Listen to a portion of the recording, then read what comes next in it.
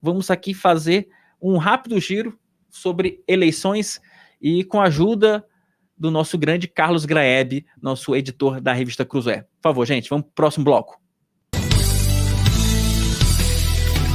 O antagonista nas eleições 2022.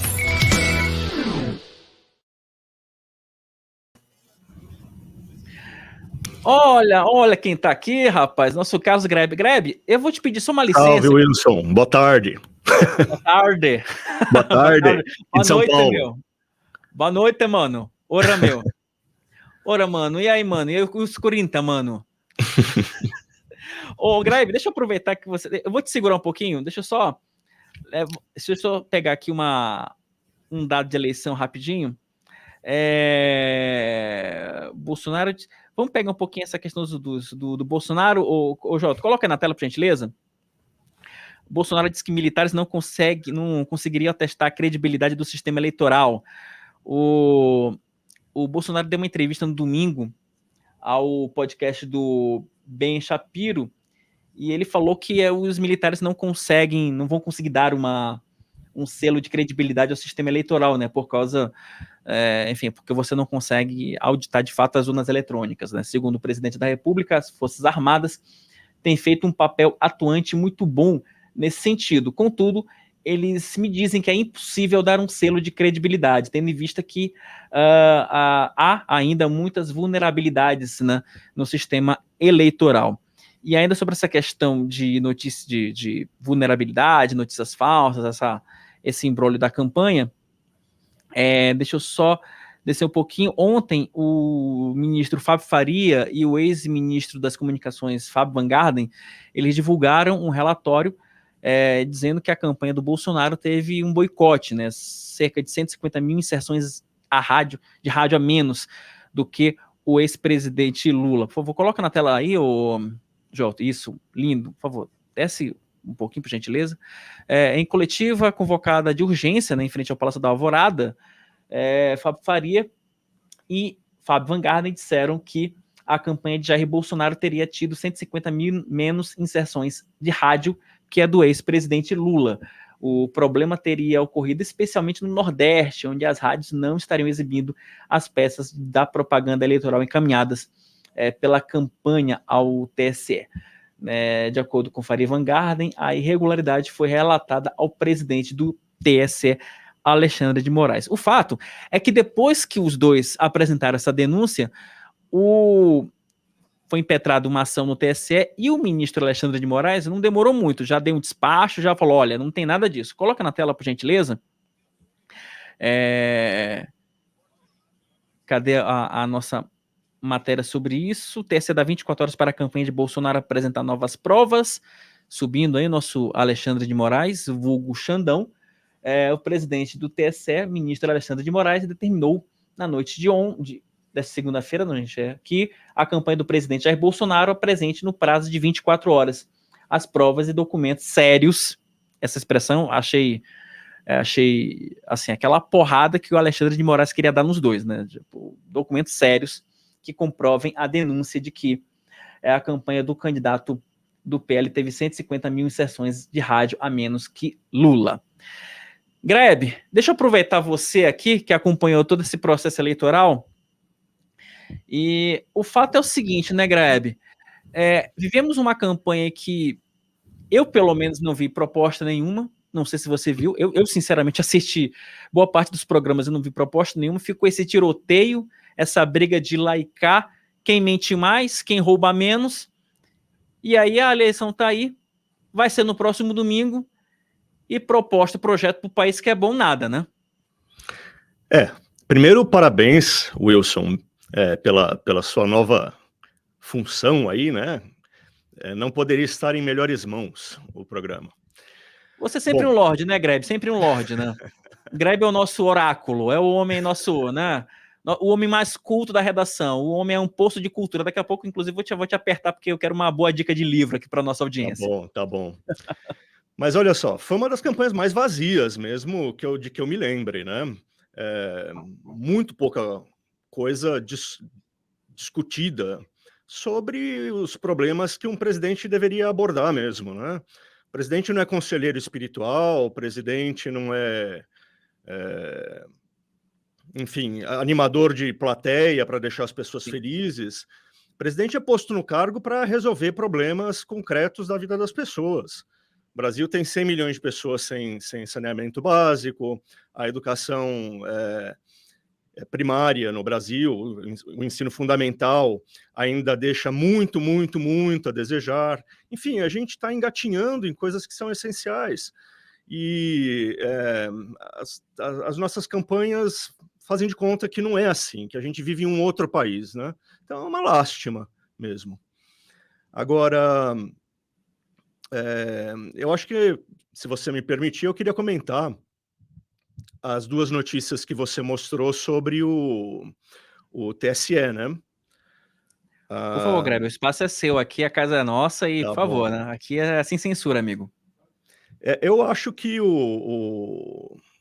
essa denúncia da campanha do Bolsonaro de que teria havido uma sonegação aí de inserções de rádio, ela é grave. Ela é muito grave. Ela pode ensejar, inclusive, mais do que essas coisas que o presidente vive dizendo, não vai dar selo de garantia, tal. Isso aí esse discurso já foi desmoralizado e não vai passar no Supremo.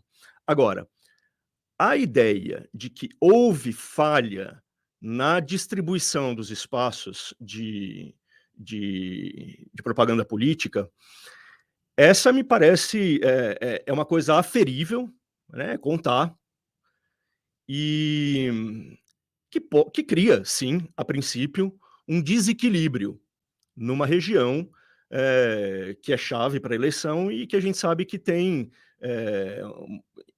a gente sabe que o Lula tem uma penetração, tem uma força muito maior que o Bolsonaro na região Nordeste, né?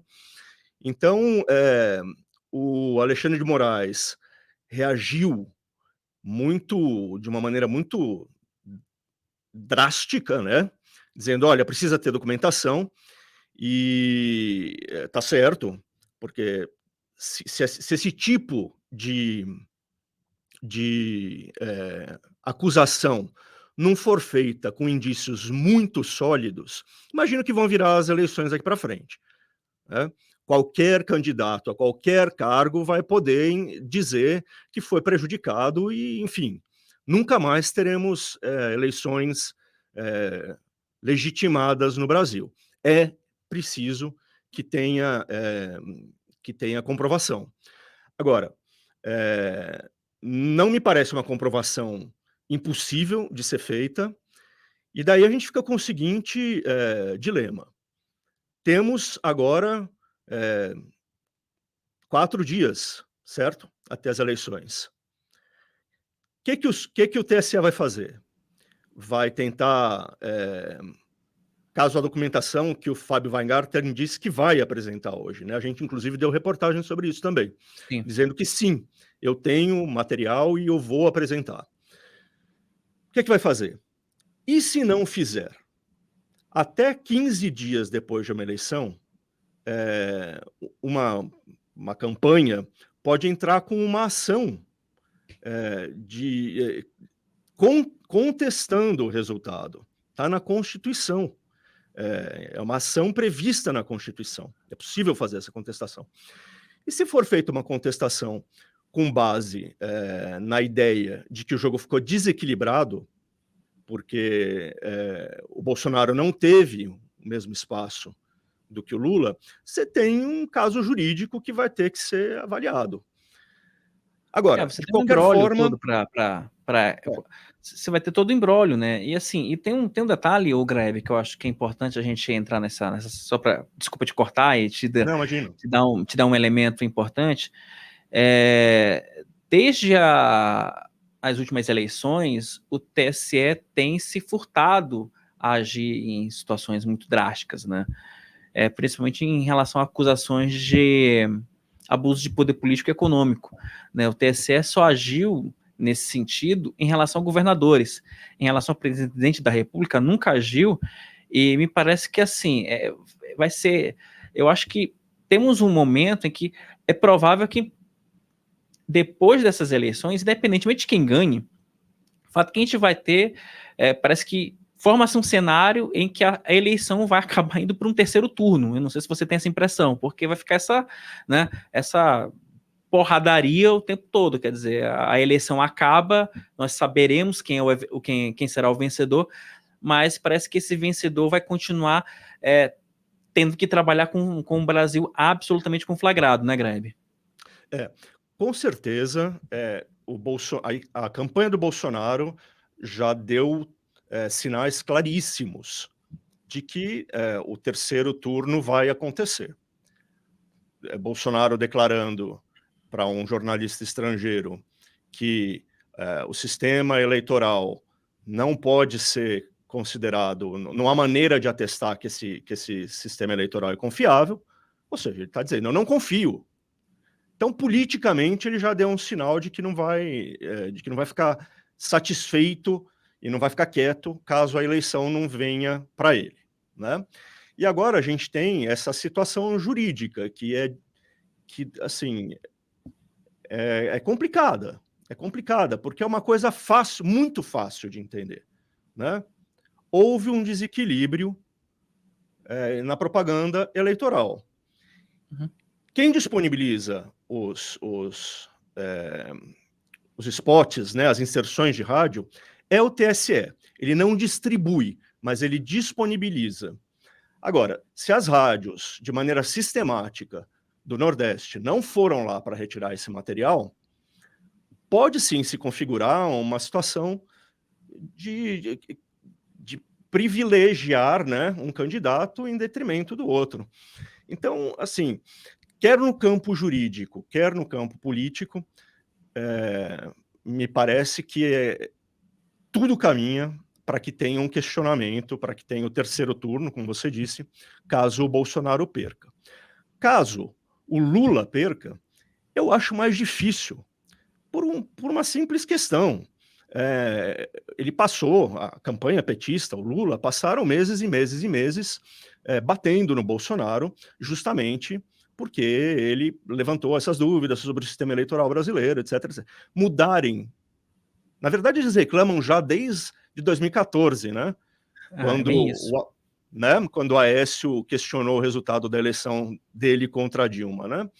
Então, seria uma mudança drástica de posicionamento que eu não vejo como ela possa ser feita de uma maneira, enfim, que não vai gerar um retorno, né, um backlash. Como é que a gente fala isso? O próprio PT vai acabar recebendo, né, críticas por causa dessa mudança de posicionamento, né? Então... É bem isso. O Joelton, tem aquele videozinho profético que a gente separou aí no ponto, Joelton? Tá pronto? O Grebe, parece que nós tivemos uma profecia. Eu quero que você dê uma olhada nessa profecia de alguns anos atrás, por favor. Dá uma olhadinha, querido. Não acho que quem ganhar ou quem perder, nem quem ganhar nem perder, vai ganhar ou perder. Vai todo mundo perder.